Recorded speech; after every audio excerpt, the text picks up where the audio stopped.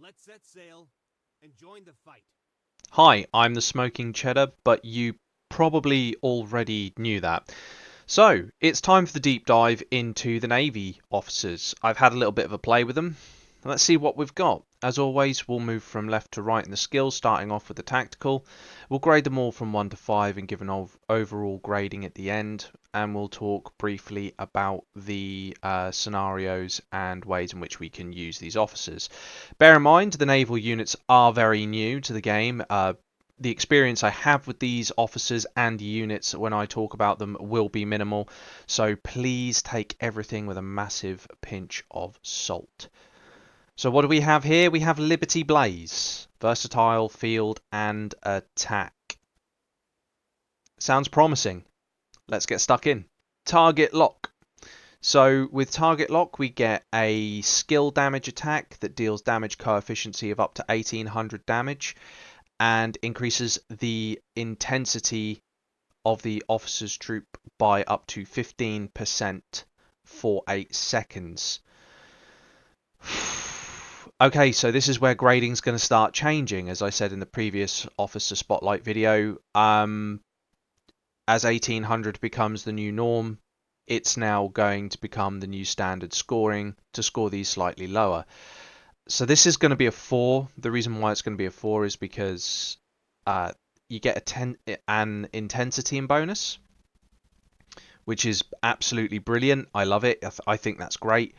It doesn't wow me enough to make me go, hey, this is a 5. We've got the now standard amount of 1800 damage coefficient. So we are seeing a nice little boost there, pushing it up to 4 with the damage intensity. The second skill, Maritime Expedition, increases the firepower of the officer's troop by up to 40%. Any 40% bonuses, always going to be a 4. It's not really much more you can say about that, I'm afraid. Mariner's Resolve increases the normal attack boost of this officer's troop by up to 30%. Now this one's pretty decent because normal attack boost, if we just click here, an additional damage modifier applied to ground, air force, normal attacks. Obviously that needs to be updated to include Navy as well. This stat affects the normal attack boost, normal attack resilience of the attacking and defending troops. So this works the same way as damage resistance and damage intensity. Effectively, we're just giving a boost to damage intensity through the normal attacks. This is quite good if your normal attacks hit pretty hard, like an artillery unit, or if they hit quite regularly, like a light tank. But I don't know how well that's going to work with naval units. Obviously, some fire really slowly, some fire really sort of like a tank, like sort of a medium rate of fire. Either way, that's a pretty good skill. I'm going to mark that up a 4. So we've got Fleet Vanguard as the special skill, the 4th skill, and as we always know, special skills have a tendency to make or break an officer. And in this case we have the troop speed buff giving us up to 10% for all warships, and we have a load time reduction of up to 5%. Now I don't particularly like the load time reduction of 5%. It's not particularly high enough to really affect anything other than the frigate, to be perfectly honest, which already has a pretty quick attack time. In terms of how slow the destroyers fire, I don't think it's going to make that much of a difference personally.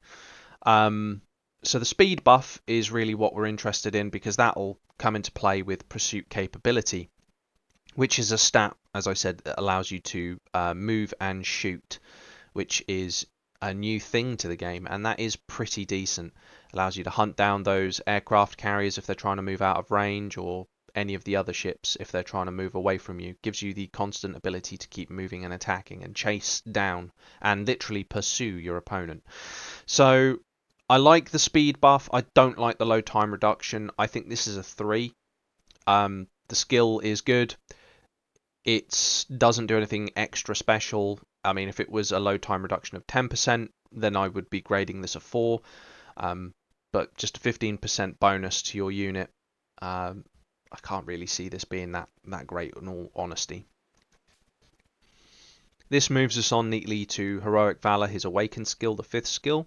It is a passive skill that we're gaining here.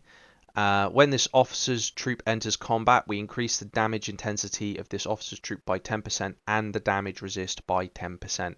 So that's pretty good. I like that. We get a 20% bonus. This plays into the versatile section of the officer's role very heavily. We could use this on attack. We can use this on defense. Damage resistance is always nice, especially when you're going toe-to-toe. You're using destroyers to fight other destroyers or to fight bases. The damage intensity is always brilliant fighting other ships. So I like this skill. I think it's pretty decent. It's kind of hard to grade this one because the damage intensity is really good on destroyers attacking. The damage resistance of 10% is pretty decent, but he's mostly an attack officer. I think I'll grade it a 4. And that'll give him an overall score of 3.8, which is a pretty good score for an officer. I think he lives up to field versatile attack very well. Personally, I run him on a missile destroyer. I think that if you have him on something like an aircraft carrier, he's not going to really get to use that speed buff all that well. That load time reduction doesn't really come into play with the aircraft carrier. I could see him being good on a frigate for the speed increase for chasing down submarines, and I could see him being good on a submarine as well, actually, for the same reason, for being able to chase down targets and maneuver around them. All in all, he's a very good all-round field officer, or open sea officer, as actually the case may be. He's going to be good in AGs.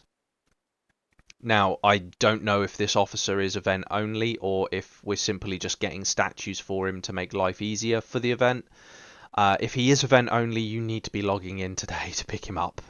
If you're thinking about returning, you need just to make an account, log in, and collect him, and just register that account, because if they do stop you from getting him after the event, well, you might have missed out on a fairly decent officer. This guy is basically the warrior whiz of the sea.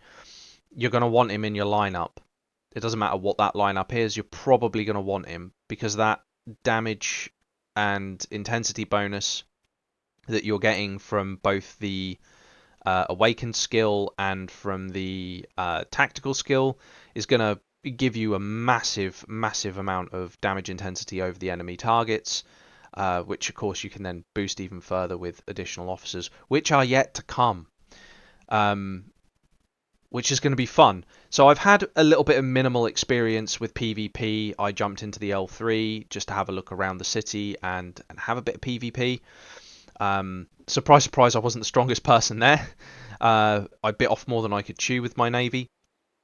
The odd one that I was able to engage with, that was good. It was good. I didn't think this was a bad officer to put on the missile destroyer. I am running a destroyer squadron.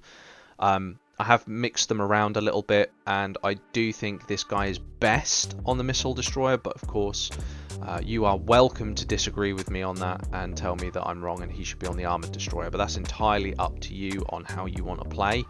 We're all learning and finding our feet with the navy at the moment, and I'm going to pump all of these out in one day because I have the day off work and I have the house to myself. So